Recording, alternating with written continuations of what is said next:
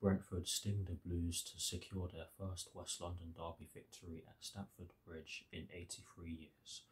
Watch until the end of this review to hear all of my thoughts on today's match.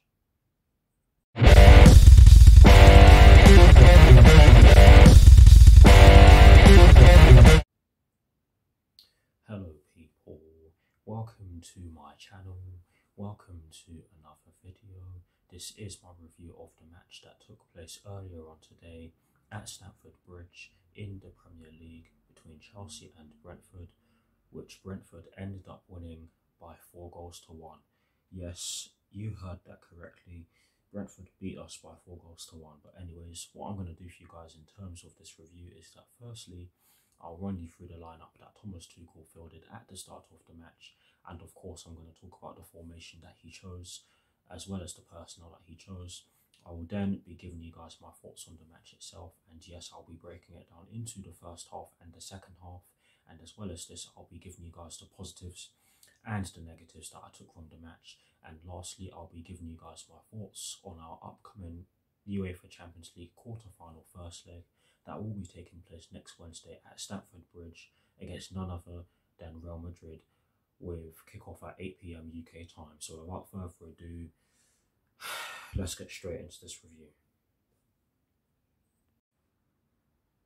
So we shall begin this review by taking a look at the lineup that Thomas Tuchel fielded at the start of today's match against Brentford, and of course we're going to begin by taking a look at the formation that he chose.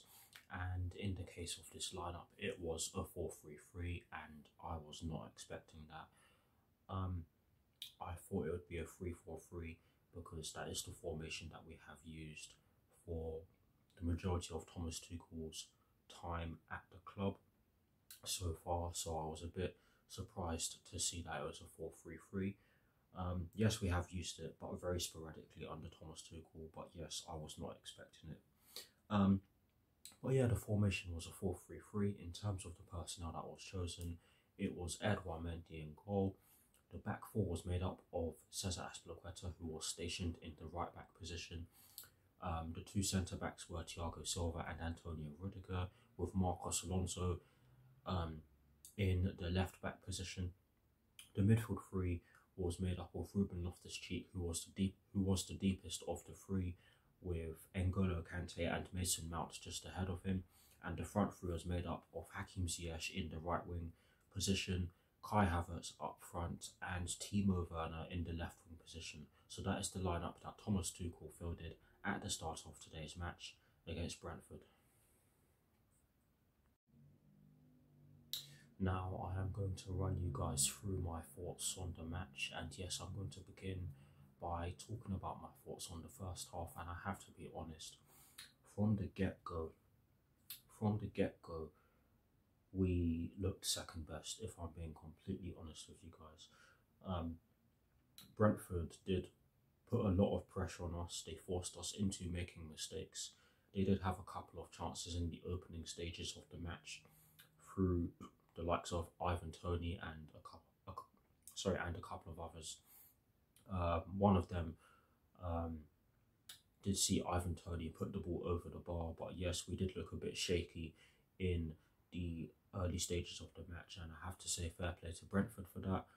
But as the half went on, honestly, it did get more difficult, and I have to say that Brentford did look the more likely to score or open the scoring, shall I say, and they really did have some good chances to do so as well. They won a lot of set pieces as well. I almost forgot, sorry about that. But yes, they did win a lot of set pieces, and they did look dangerous from all of them pretty much. But yes, towards the dying stages of the half, we did look better, but we could only look better in the dying stages of the half, as I thought that we did not look too great at all in the earlier stages of the first half, where we were giving the ball away quite cheaply. Hakim Ziyech did have a shot from the right hand side of the box, which did force the Brentford goalkeeper into making a save, but to be fair, it wasn't a save that saw him really stretch too much. It was practically straight at him, but it was a shot on target. For us, Ruben Loftus-Cheek did have a shot on target after weaving his way through the Brentford midfield, if I can even say that, and pulling off a shot, but again it was straight at the Brentford goalkeeper. N'Golo Kante also got into the box with the ball on a separate occasion where he really should have squared it or pulled it back or took on a shot, but instead he tried to get past the Brentford player and he ended up losing the ball. But yes, we didn't really do too much in the final third in the first half, if I'm being completely honest with you.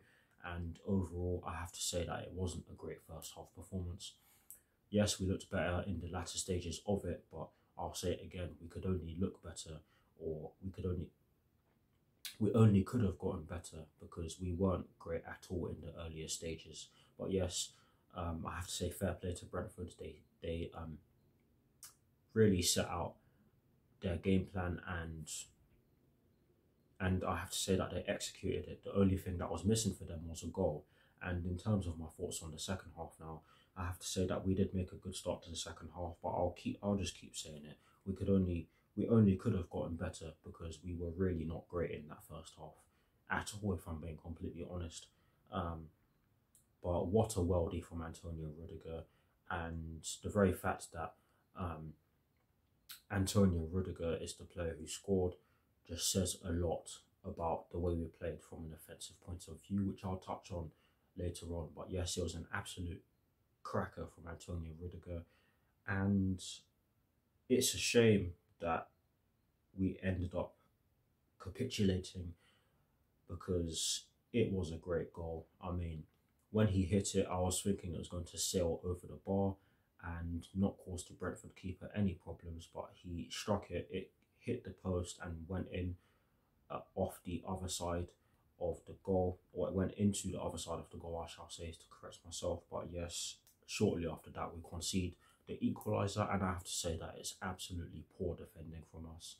The way we just allowed them to move the ball so quickly and get into space by moving the ball so quickly is just ridiculous. And the finish as well, I mean, Edouard Mendy was never saving that. It was a glorious hit, and that equalised things for the Bees. And shortly after that they got the second, and I have to say the same thing again, poor defending. We allowed them to get in behind us so easily.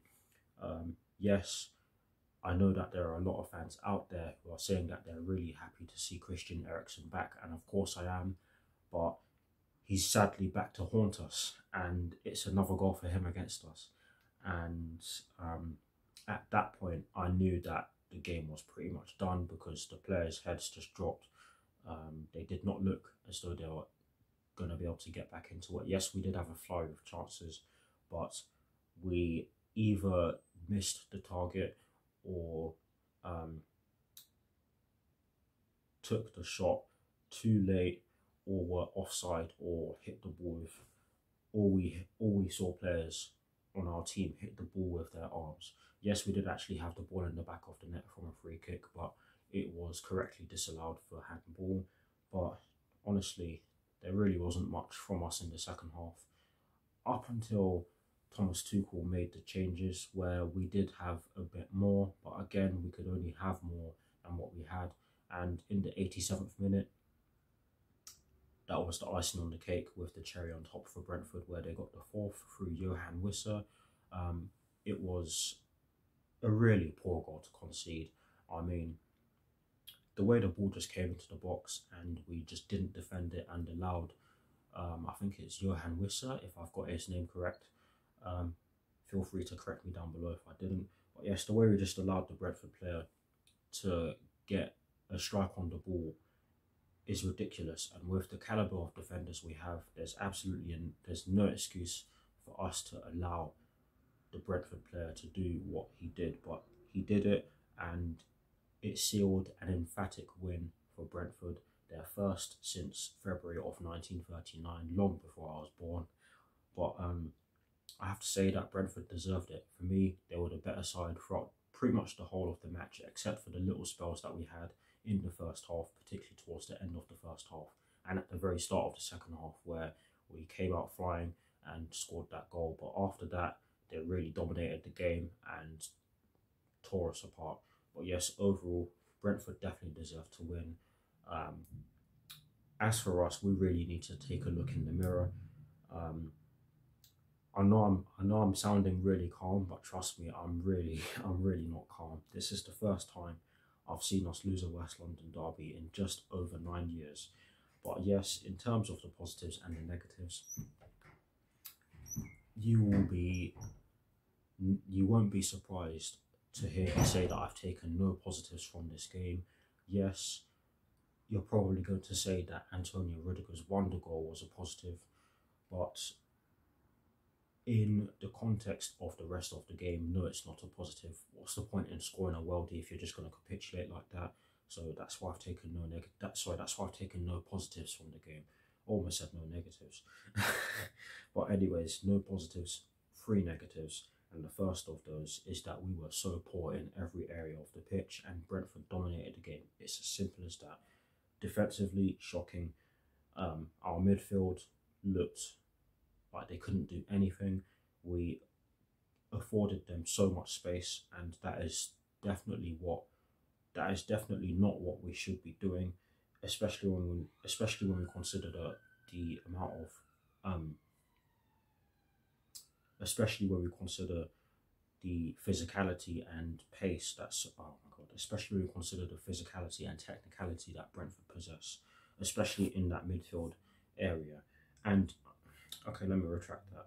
We should not have given them so much space, especially when we consider the fact that they possess so much physicality and technicality in the team. Got there in the end, but honestly, we were so poor in every area of the pitch. Defensively, again, shocking. Midfield afforded them too much space, and the forwards, goodness me, that forward line looked as though it had never played together before. It was that bad. But yes, poor. The second negative that I have to take from the match is that we scored first. And you're probably thinking, why is that a negative? Well, just look at the rest of the game. We literally just allowed Brentford to step onto us and do whatever they wanted, and that is exactly what they did, and they managed to score 4 goals from 6 shots on target, which is something that we need to improve on, given that we did have some chances after we went behind. So that's why that is a negative, because honestly, to capitulate in this manner is not good enough. I mean, had we conceded 4 and then scored a consolation, I'd completely understand. I'd still be fuming, but I'd completely understand, and I'd certainly prefer that over us scoring first and then conceding 4.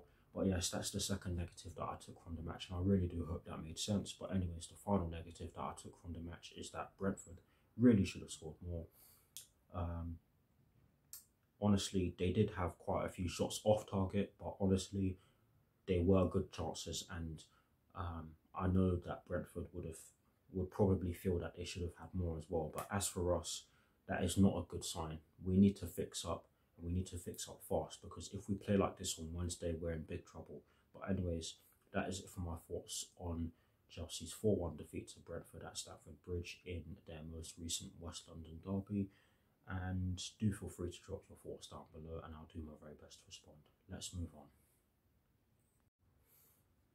Now I'm going to give you guys my thoughts on our upcoming match that will be taking place next Wednesday at Stamford Bridge in the UEFA Champions League quarter-final first leg against Real Madrid, with kickoff at 8 PM UK time. I've said it already, but I'll say it again. If we turn up in this manner against Real Madrid on Wednesday, we're in big trouble, because Real Madrid, they are no joke of a team. They have won this competition 13 times, and they will be looking to get a 14th. So we have to take this game seriously, certainly more seriously than we did in today's game, because we honestly did not look as though we took this game very seriously at all.